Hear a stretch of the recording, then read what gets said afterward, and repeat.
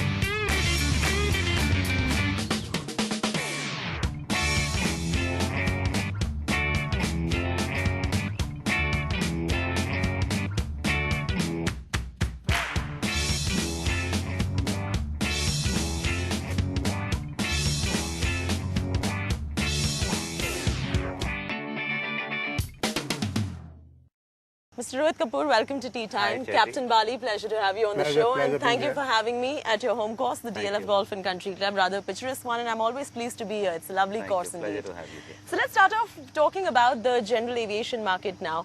The CAPA estimates that the size of the general aviation market in India is about $285 million. I mean, having said that, this sector, which is the general aviation sector, is incurring colossal losses as well at the same time. What are the teething issues in this sector? So, rather than using the word teething issues, I'd say they're prevailing issues, Okay. because they've been Right. prevailing for a fairly long Sure. period of time. One of our biggest problems we find is that, or I would say two problems. One problem is that we are clubbed in with commercial aviation, civil Right. aviation. So all the rules, regulations which apply to us are the same as apply to the civil aviation. So that's something which we have a different requirement. We need different set of regulations. So that's kind of stunting our growth a bit. The other thing is, I think over a period of time, the perception of general aviation and business aviation has been kind of something that this is something used by the rich people for their own pleasure. It's never been viewed as something which is a tool for economic growth, which it actually is. So I think the perception and treating it as a separate industry, though part of civil aviation, but as a separate industry, is something which we look at. I would just add on to what Rohit said, that there are management issues. In fact, how these aviation companies are being managed and what are the civil aviation requirements governing them. You see, there are 136 NSOP operators in India. 70% of them are having one or two aircraft. But they have to have full infrastructure, full support system for that. Whereas ideally, in fact, a company should have about 5 to 6 aircraft. So that is where the costs go up and they become unviable after some time. It's very exciting to be in aviation business, but it is very challenging to sustain it in a profitable manner. That's the biggest challenge, and we have to look at the models of our operations in the way we are managing our companies. All right, let me tee off on that note and we continue discussing.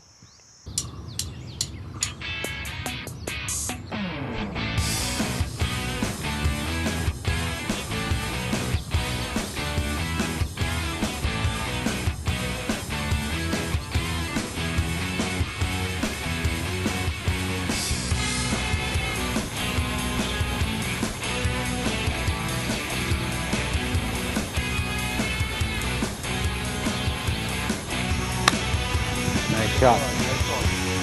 Thank you. Now, you know, there are 150 airports in India that are open to business aviation, general aviation rather. Having said that, the facilities that these airports are providing for business charter planes and the likes are very substandard in this country. How are you battling these issues with aircrafts in India? So you see, these 150 airports are the same airports which are used also by the commercial aircraft. Right. Right. None of them have facilities which are supposed to be exclusively given to general aviation operations. You know, Right. we're talking about fixed base operations, FPOs, the lounges. Except Delhi and Mumbai, none of them really have that. Right. World over, actually, business aviation and general aviation operates out of separate specialized airports.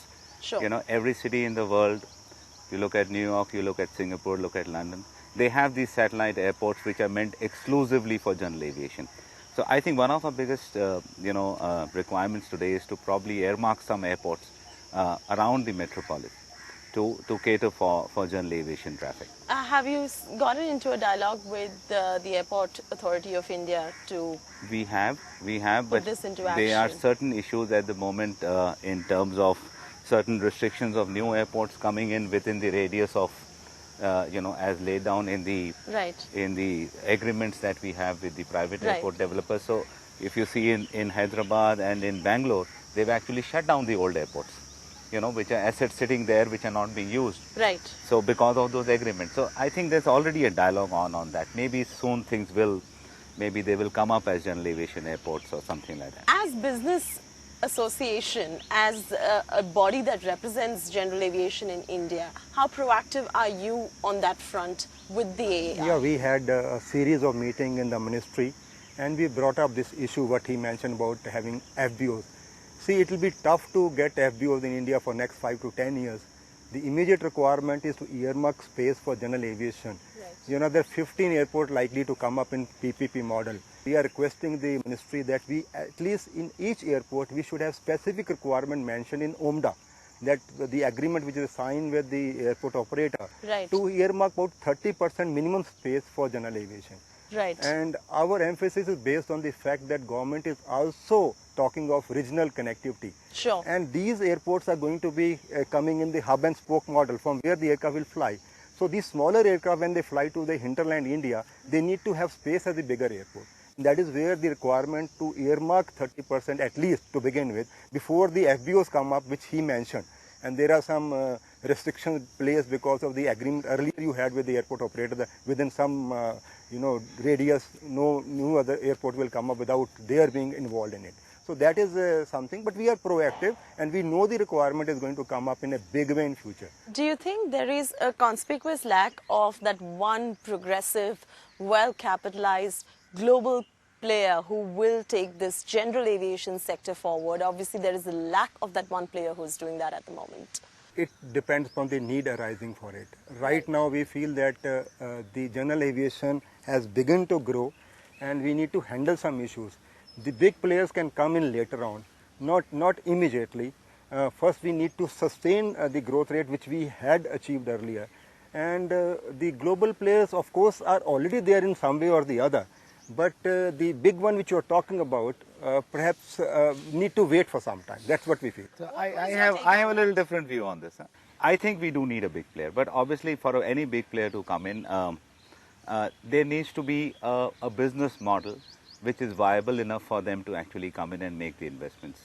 So And what would that business model really I think be a like? business model for any company like that is a model which gives them profitability, right? A Absolutely. company makes investments to make profits.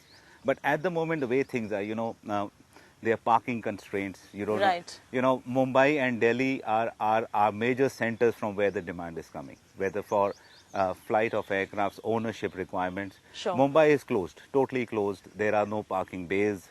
They are slot timings in which you cannot operate. The most congested It aircraft is the in most the country. congested airport today Yeah, in the country. airport, rather, and there about 40 to 45% of our demand is coming out of Mumbai. Right. So unless these things get handled, they really don't see themselves into making an investment in which they can really make profits. So there is a need, but I think what I would only like to say that I don't think that we need to wait for them to come in. I think we need to get the things in in place internally, so that they can come in quickly. That's what I like. Right. To say. Economic Times recently reported that between the 2nd and 3rd week of May, there were 5 MS incidents that took place in the congested skies of Mumbai. Safety is increasingly becoming a huge issue as far as general or civil aviation for that matter is concerned. Are you working closely with the government, with the AAI, with the authorities to beef up the security and safety norms in this country? I would say that safety needs a proactive approach, and that is the approach and philosophy of International Civil Aviation Organization, ICAO. Right. They came out with the directives in 2010 of a SMS, Safety Management System, which is basically a proactive approach. These incidents, perhaps, which you're mentioning, do happen. There are angles of human error, most of the time. We need to have a very, very proactive approach to avoid accident, though they will still continue to happen.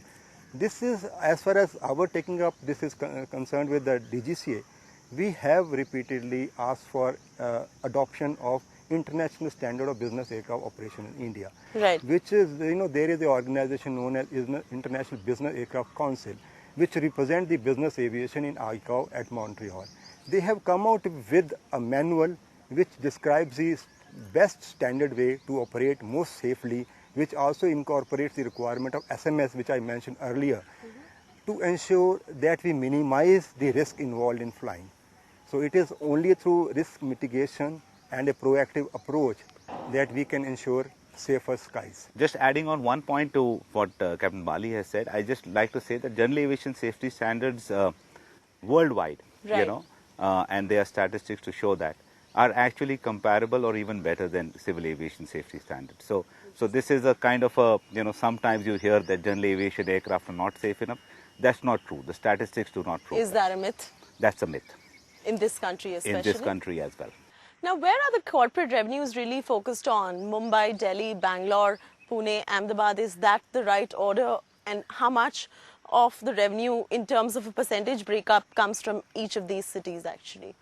I would say Mumbai, Delhi, Pune and Bangalore would be my first four. First four. All right. Probably in the order of Mumbai, Mumbai, Delhi, Bangalore, Pune. Right. All right. I think amongst these four, I would probably say there's about 80 to 85% of the demand. All right. Besides that, then we have areas like Hyderabad, we have Ahmedabad, we have Nagpur coming up. Right. So I balance. But Mumbai is by far, I would say, the largest. In terms of profitability? In terms of profitability, in terms of demands, it's coming out of Mumbai and Delhi probably together form up about 60 to 65%. And are we seeing a perk up in terms of revenue contribution from the other tier 2 cities in the country as well? Because yes. They are obviously contributing only 15% to the overall, if you leave out these top 4 cities that contribute 85%. Right. So interestingly, some of the new, I think tier 2, tier 3 cities are coming. Will we see a change in that Yeah, pie we chart? do see. Interestingly, and I think it's no rocket science. Cities which you hear are doing well economically are the cities from where the demands are coming. Right. So if you hear a Surat is doing well, or you hear an Indore is doing well, which means the cities are so doing these are the right. These are the cities from where the demands are starting to perk up a bit. Interesting viewpoint. On that note, it's a good time now for us to take a breather right here on Tea Time. Let's take a break. We will remain in conversation with Rohit Kapur and Captain Bali as well. Stay tuned. Thank you for staying with us on Tea Time. We're still in conversation with the President and the Secretary of the Business Aircraft Operators Association. So now, Mr. Kapur and Captain Bali, what are y'all as a body doing about the complete and absolute absence of a policy regulation in this country as far as the general aviation sector is concerned? Well, as I mentioned earlier, this is the foremost requirement for general aviation to grow in India. And we recognized this requirement immediately after our association was formed. We have been working with the ministry and also with the DGCA to get a separate set of regulations for general aviation in India. In our last meeting, which we had in the DGCA on 17th of December last year, DGCA accepted the requirement to form a separate air regulation group under the chairmanship of Joint Director General. So we are in the process of now gathering the requirement of specific cars, which civil aviation requirement, which are actually designed for general aviation only, to be presented to this group so that they are in a due course approved and they are implemented for general aviation, so that the unnecessary restrictions which are put on the general aviation because of the scheduled airlines requirement being imposed on them is removed, and the general aviation is able to realize its full potential.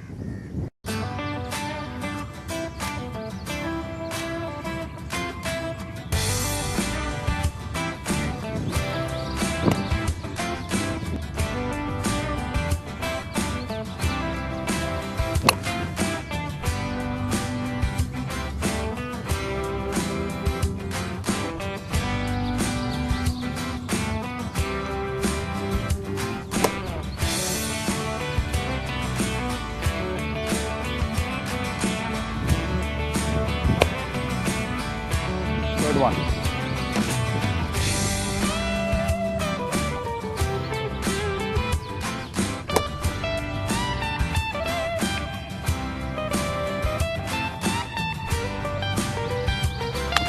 Yes, that's a great one.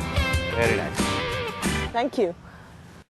As of today, you are allowed 74% FDI in general aviation, and I mean there are talks, and there is it's rumored that very soon 100% FDI in general aviation will also open up. Now, I'm not too sure where the BJP stands as far as this is concerned, but as the Business Operators Association, what is your take on foreign equity infusion in this sector? Foreign equity infusion is definitely welcome into a sector which is cash strapped, right? And Right. which requires more technology, more technical expertise. Definitely is welcome. At the moment, we've got 100% in certain areas of general aviation. Right. You know, helicopters are allowed 100%, seaplanes are allowed 100%, MROs are allowed 100%, and general aviation operators are allowed about 74%. So yes, I would rather say that at the moment our focus should be to get, as we discussed earlier, to get the viability in a way that we start getting some investments even up to 74%. 74%, You know, right. we don't see that happening. I haven't seen anybody coming in investing money into helicopters or seaplanes or general aviation. Because the ecology in India Yeah. is not permitting them to, like we Absolutely. discussed so, earlier, of so course. it's, yes, it's something which in time will be welcome, but at the moment to us it's not a priority issue, and this is not one of the demands which we made to the new government. Yeah, the immediate need would be to achieve greater efficiency and Right. profitability in the sector before we start looking at more foreign investment, though they are always welcome.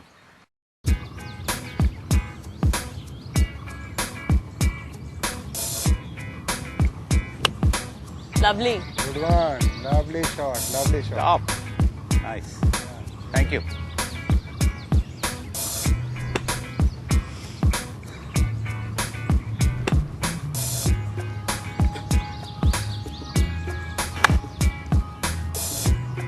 Nice. Nice. So now let's discuss manufacturers in this space. Till date, the manufacturers in the general aviation sector have played a very limited advocacy kind of a role, where they're not too much involved in dialogues with government and sitting with them to review implementations of policies or framework. And like Boeing and Airbus have been very proactive on that front. Do you think that gap still exists somewhere in general aviation as well, where manufacturers are not playing a proactive role? You know, I think, yes, there are gaps. And I think one of the biggest gaps, obviously, is the demand, which has been low for some time. If you see in China, most of the manufacturers in the last 3 years have set up shop. Right. You hear of a lot of manufacturers which are setting up shop because the domestic demand is picking up, plus the regional demand they are able to support from there. So for India, for general aviation manufacture to pick up, I think one has to be a domestic demand. Secondly, also we need support from the government, you know, in terms of taxations, special zones, you know, to help them, you know, for anything which takes to kickstart manufacturing in any other industry, I guess. So that needs to be done. When you're talking about support from the new government now, how much of support are you banking in from the new government that has come into power as well? Do you think a lot will change with the BJP coming into power now? We are expecting government to come out with major policy which would help the manufacturers to set up MRO facilities, major maintenance facilities. Looking at our geographical location, we have a potential to become MRO hub of the region. So that potential has to be tapped through reduction of duties. For the benefit of the viewers, we'll have to elucidate what MRO is. It is maintenance and repair, organization. Overhaul. Maintenance, repair and overall. Right. So, just to add to what Kanbali is saying, basically, we expect the new government to be supportive for the simple fact that they are business friendly is what they are coming in. That's the mantra, that they're going to support business. Right. And general aviation is a tool to support business. Support and aid business, of course. So definitely we feel that they will take certain actions and certain policy decisions which will support our industry. Interesting conversation now. Now let's discuss golf a little bit. When did you take on to the game? Well, I've been playing for about 10 years now. 10 years. And how about you? For about 15 years. And what is it about golf that interests you, excites you so much? Well, I think for me, there are one or two things. One is you challenge yourself. Right. All right. You're really not challenging anybody else. It's a sport where you can play by yourself and still feel challenged. That is one. And secondly, it's a great way to de-stress, spend some time with your friends, with your family. So I just enjoy it for that. How about you? Yeah, I believe this is a game which allows you to be a sportsman from the age of 8 to 80. Right. So that's the most beautiful part of this game. You can And pursue you it are for among life. greens, you are among beautiful surroundings. And of course, you challenge yourself. You can play it alone Right. and challenge yourself. Right. It's a very interesting game, and in fact, it keeps you going and keeps you making feel that you're still young. Does golf also help you somewhere in your, you all are personal, I mean, apart from being the president and the secretary of the BAOA, you all also head businesses of your own, of course. Right. You, in your personal capacity, obviously run an entire general aviation company by yourself as Right. well. You've been in the Air Force before. How much of this game has helped you independently throughout your careers as professionals, as businessmen? I always say golf is a great leveler. Right. All right. It takes you on a high one moment and it brings you on the low the next moment. Correct. So I think that's a great lesson of life. To me, I think that's the biggest lesson I learn about golf is that you hit a great shot, you get a birdie on one hole and you think life is fantastic, and the next hole you triple bogey and you think, wow, I'm back again to where I was. Right. So I think if you treat life that way and you take the highs and you keep your feet on the ground and you manage to go through the lows, I think it's a great kind of a lesson you learn for life. Interesting. How about you? Yeah, I think being an Air Force officer, it was a natural choice to play golf. And Why was it a natural choice? because the Air Force and Army have a sports ground which Right. can be converted into golf courses, and we can You all have conveniently easy play. access to golf courses. And I believe you always stay in good books of your bosses if you play golf. By letting them win, right? By letting them win. That's the only way you can say in saying good the books. shot is good when actually it is not so good. Okay, on that happy note, let's complete our game. Come. Sure.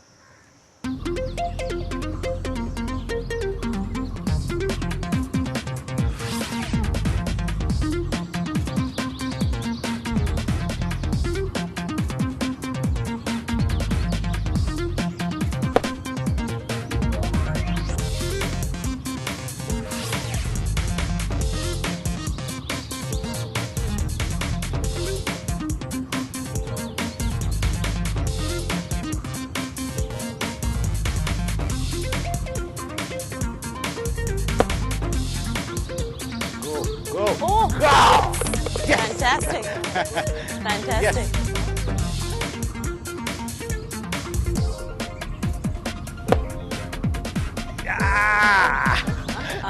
Good try. All right, thank you so much on that note. We hope that dream comes true sooner than later for all of you. put Pleasure together. being with you. Thank you. Thank you, Chaiti. Thank you for joining your me. time. Thank you so Indeed much. a pleasure. With that, it's a wrap from me, Chaiti Narula, on Tea Time. I will see you next week again. Until then, what better time than now to say enjoy the flight of a good drive. See you.